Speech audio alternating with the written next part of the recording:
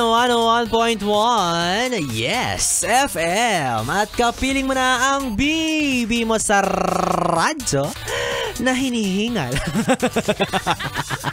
DJ B-Boy Bibo.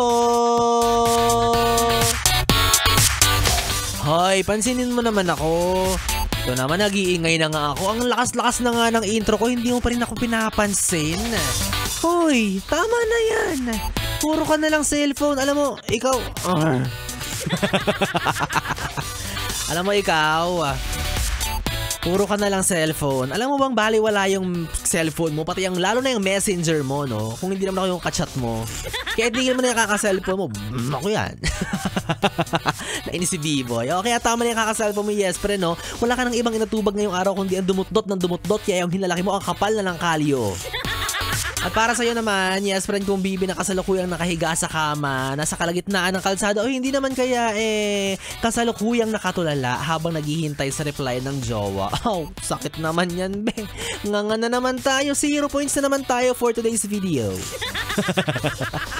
Nako, alam mo yes friend, ramdam ko yung ganyang pakiramdam, yung frustration, yung parang meron kang hinihintay na order tapos ang tagal dumating.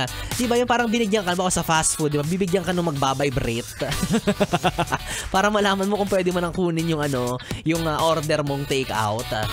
Kaso ang tagal-tagal mag-vibrate, diba? Parang yung phone mo na hinihintay mo kanina pa na mag-ring. Na napapaisip ka na, ano ba to? Sira ba tong sound speaker ng cellphone ko? Sabi ni Kuya Joshua, saan mo nilalagay yung nagbabibrate? Secret. Somewhere na nakakakiliti. Sa leeg. Bakit? Pinagtripan yung yung matawag doon, vibrate. Vibration. Basta yan yung nagbabibrate, diba? Pag tinitake out, yung parang phone mo na hinihintay mo kanina pa mag-ring. Kaso wala talaga napapala, diba? Talaga namang frustrating yung ganyang feeling, lalo na kapag walang kayo. Yan yung sinasabi ko sa'yo, hindi ka makakapag-demand dyan kasi walang kayo. At kung karapatan yung pag-uusapan, ay be, wala tayong dapat pag-usapan pala. Kasi wala ka niyan. Hindi mo siya pwedeng tanungin, asan ka na ba?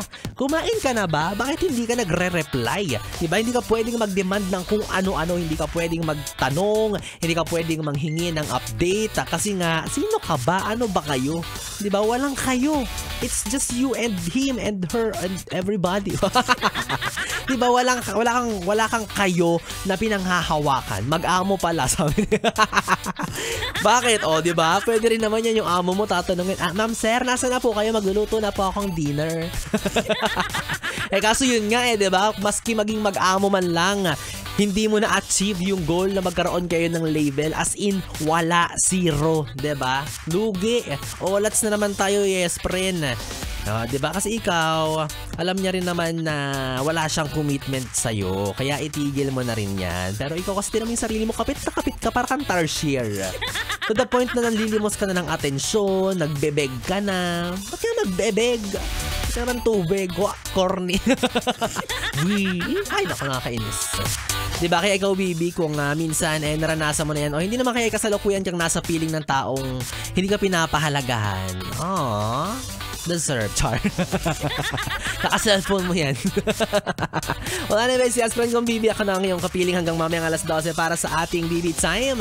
DJ B-Boy Bibo, ang DJ na single, ready to mingle, basta walang label. Baligtugtugan muna tayo, dito pa rin at dito ka lang sa estasyong No Problem, ang 101.1 Yes FM.